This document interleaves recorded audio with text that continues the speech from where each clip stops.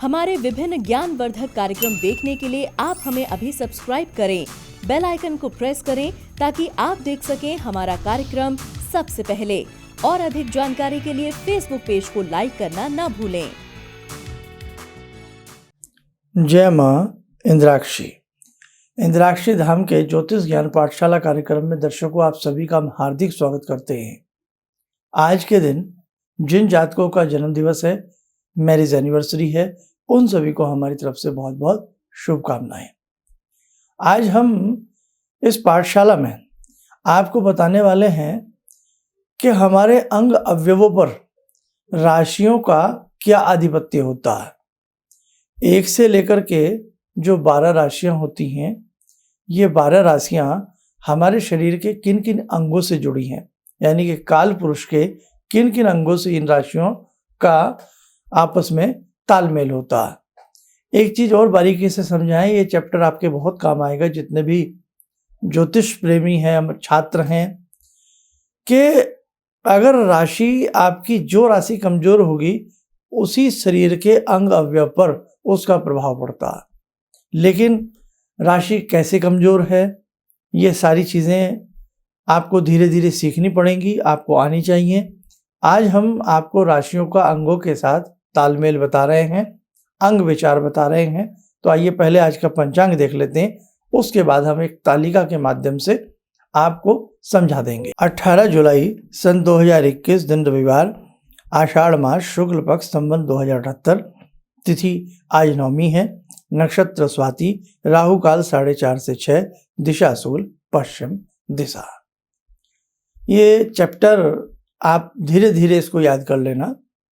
अब आप सोच रहे हैं कि ज्योतिष में सूत्र के ऊपर सूत्र और बहुत सारी ऐसी चीजें निकलती चली जा रही हैं। किसी व्यक्ति का भूतकाल देखना, किसी व्यक्ति का वर्तमान पढ़ना और किसी व्यक्ति का भविष्य पढ़ना, प्रेजेंट, फ्यूचर और कहीं पास्ट में भी जाना, इतना आसान तो नहीं है ना। इसलिए ज्योतिष की जो ये विधा है, ये बहुत ही गहराई लिए हुए है।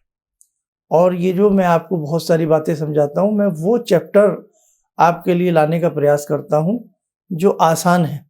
आप कहते हैं ना, स्टेप बाय स्टेप आगे बढ़ते जाएंगे और कुछ कुछ सब्जेक्ट्स ऐसे आएंगे जो आपको समझने में थोड़ा सा समय लग सकता है, लेकिन आप सीख जाएंगे, है ना।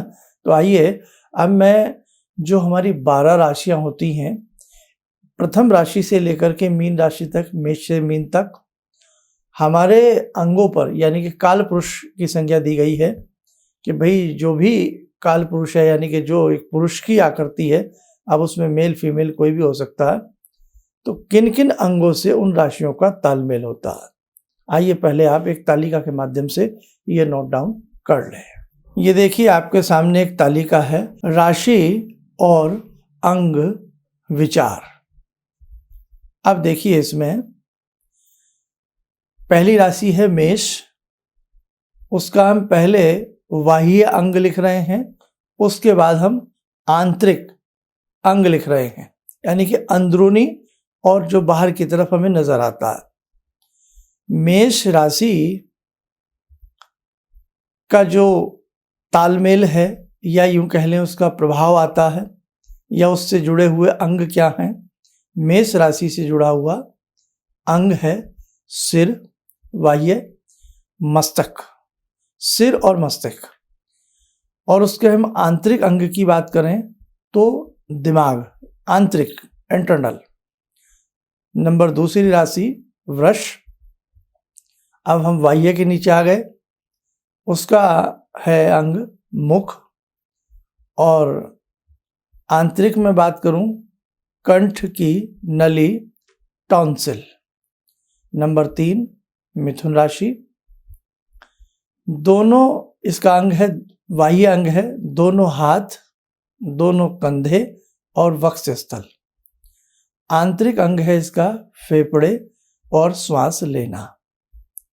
नंबर 4 कर्क राशि। अंग है, बाह्य अंग है हृदय, आंतरिक है दिल। नंबर 5 सिंह राशि। बाह्य अंग पेट और आंतरिक अंग है पाचन शक्ति। वे पाचन शक्ति के अंदर भी तो नस नाड़ियां जो कार्य कर रही हैं उनके ऊपर जो प्रभाव आता है वो सिंह राशि का है। कन्या राशि, बाह्य अंग कमर, आंतरिक अंतड़ियां, पेट के भीतर का निचला हिस्सा। नंबर 7 तुला राशि, बाह्य अंग है पेड़ू, नाभि के नीचे का भाग, आंतरिक अंग है गुर्दे। नंबर 8 वृश्चिक राशि, अंग है गुप्तांग, लिंग, योनि, आंतरिक अंग है मूत्रेंद्रिय और जनेंद्रिय। नंबर 9 धनु राशि, जंघा, उरु प्रदेश, जंघा और उरु प्रदेश, आंतरिक अंग है स्नायु मंडल तथा नसें जिनमें रक्त प्रवाहित होता रहता है।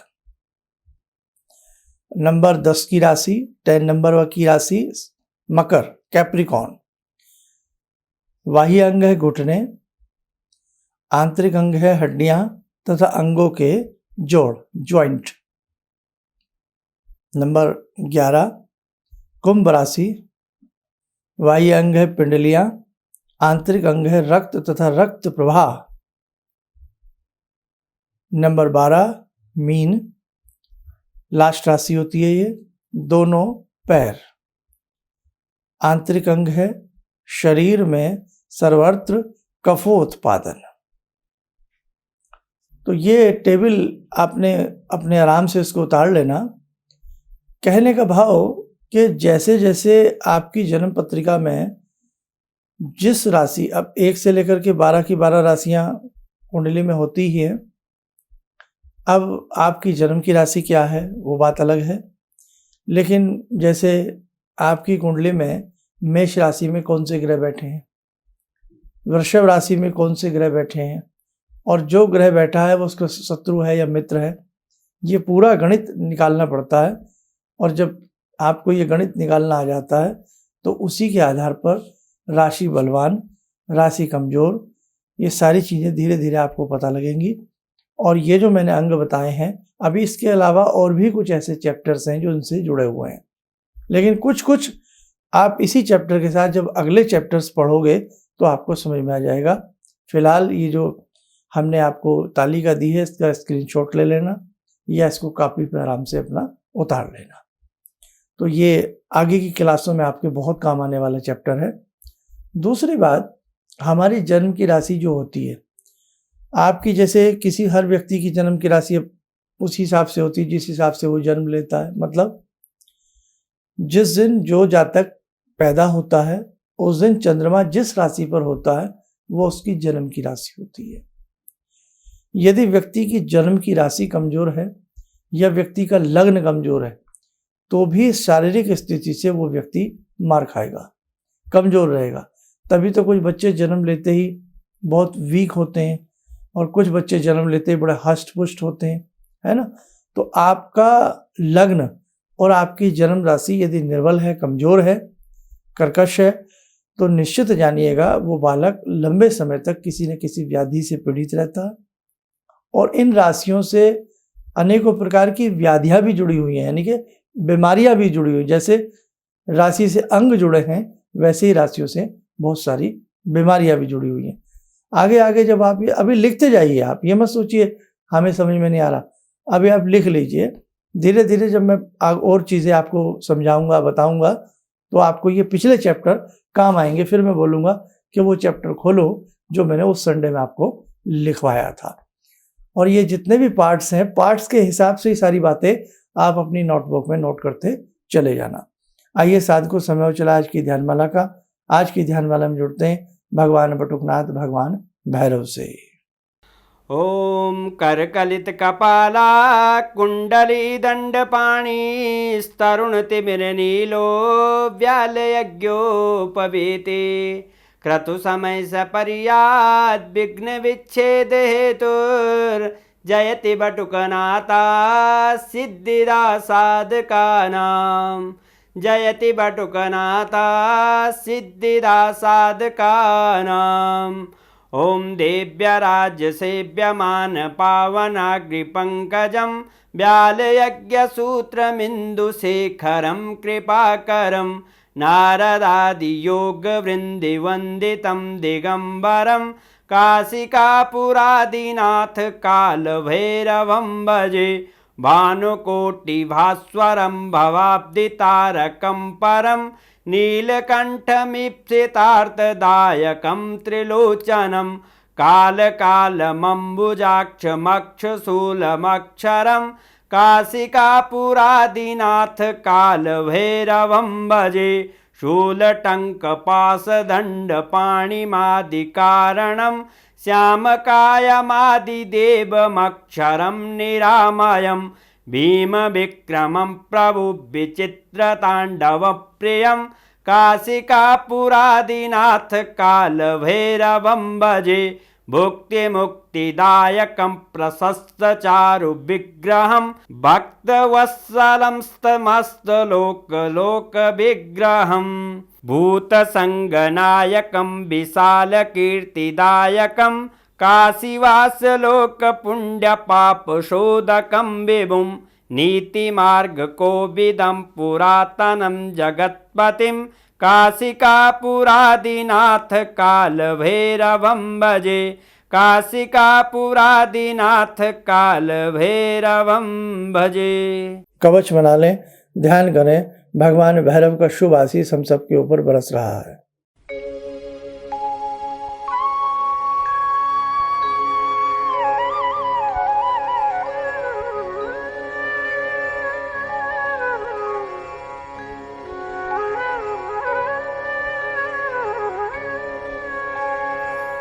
ओम बोलते हुए नेत्र खोलें, सामान्य हो जाएं। देखो साधकों, ज्योतिष बहुत अच्छा सब्जेक्ट है। अगर आपको वक्त रहते ये समझ में आ जाए और आप इसे पढ़ लें तो आप ये मत समझिए कि आप ज्योतिष बनेंगे, कोई आप ऑफिस बनाएंगे, नहीं।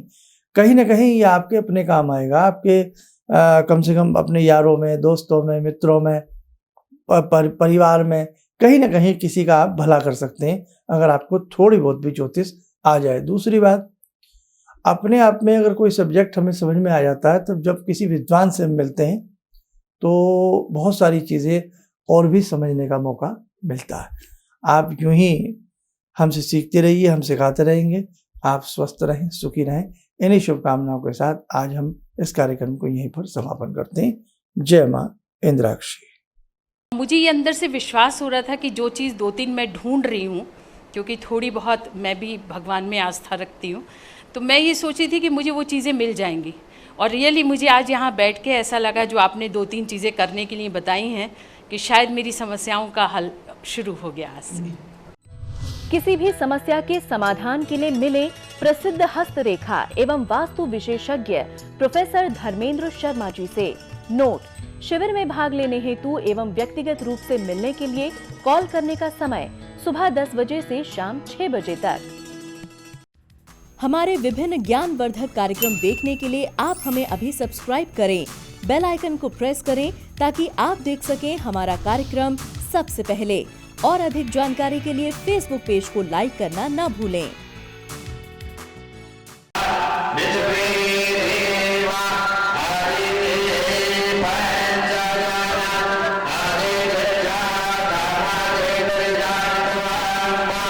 Yeah.